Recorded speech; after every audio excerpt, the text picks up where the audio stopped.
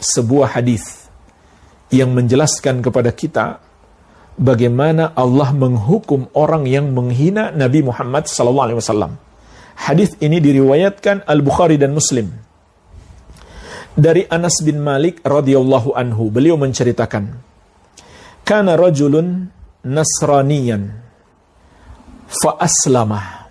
Ada dahulunya seseorang yang beragama Nasrani, lalu dia masuk Islam. Wa qara al-Baqarah wa ala Imran, dan dia sudah mempelajari, membaca surat Al-Baqarah dan surat Ali Imran.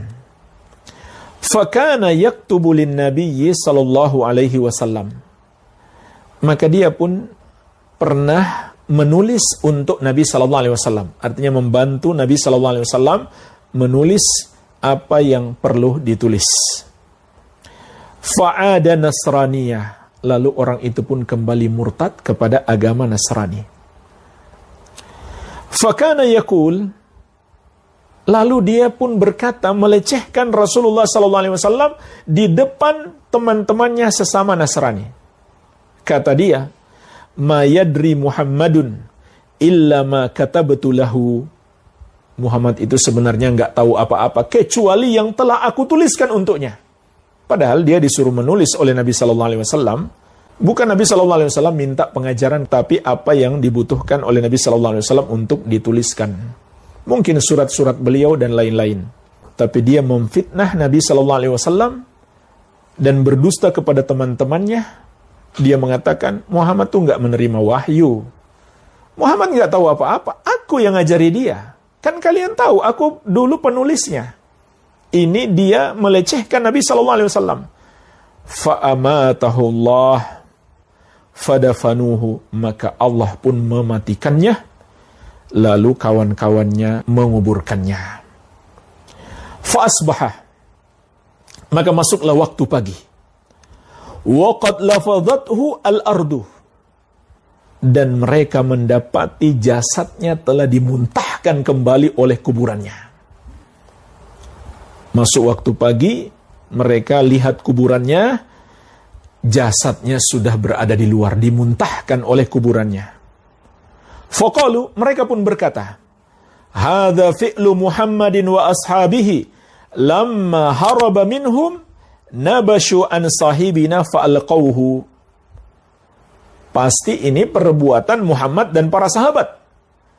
Karena kawan kita ini lari dari mereka, kembali kepada agama kita, lalu mereka pun membongkar kuburannya dan membuang dia keluar.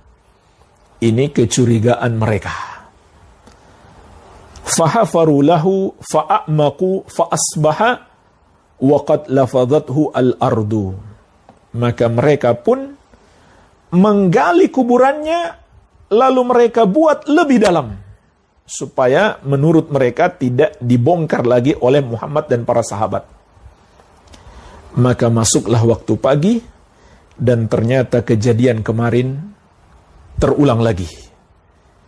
Bumi memuntahkan dia keluar dari kubur. Faqalu, mereka pun kembali berkata, hadza fi'lu Muhammadin wa ashabihi nabashu an sahibina lamma haraba minhum fa'alqauhu. Pasti ini perbuatan Muhammad dan para sahabatnya. Mereka menggali kuburan sahabat kita ini karena dia lari dari mereka, lalu mereka buang dia dari kuburannya. Fahafaru lahu wa a'maqu lahu fil ard mastata'u. Mereka pun menggali kembali, mereka tambah lebih dalam semampu mereka, supaya menurut kecurigaan mereka tidak bisa lagi Muhammad dan sahabatnya mengeluarkan jasadnya. Fa'asbaha, masuk kembali waktu pagi, ini hari ketiga. Waqad lafadhathul ardu, ternyata mereka dapatkan kejadian serupa. Bumi kembali memuntahkan dia keluar dari kuburannya. Fa'alimu annahu laisa minan nas, maka mereka pun menyadari ini pasti bukan perbuatan manusia. Ini nggak mungkin manusia yang melakukan. Mereka pun tahu ini pasti dari Allah Azza wa Jalla. Ini azab yang menimpanya. Fa'alqauhu, maka mereka pun membuang jasadnya. Tidak lagi mereka kuburkan karena percuma saja. Allah murka, bumi pun enggan menerima jasad orang yang menghina Rasulullah sallallahu alaihi wa ala alihi wasallam. Dan masih banyak lagi jemaah sekalian, kisah-kisah tragis orang-orang yang merendahkan, menghina, melecehkan Rasulullah sallallahu alaihi wasallam ataupun syariat beliau, sunnah-sunnah beliau, ajaran-ajaran beliau, agama Islam. Allah akan menghinakannya di dunia dan di akhirat. Oleh karena itu jemaah sekalian, jangan sampai kita terjerumus dalam perbuatan ini dan atau menyetujui, mendukung, naudzubillah, kita pun akan dihukumi sama dengan orang tersebut.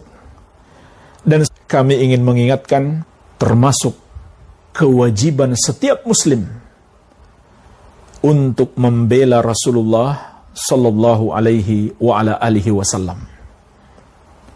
Kewajiban kita bukan sekedar bersyahadat Muhammad Rasulullah. Kewajiban kita bukan sekedar mempelajari sunnah beliau, mengamalkannya dan mendakwahkannya. Kita juga punya kewajiban untuk membela beliau sallallahu alaihi wasallam.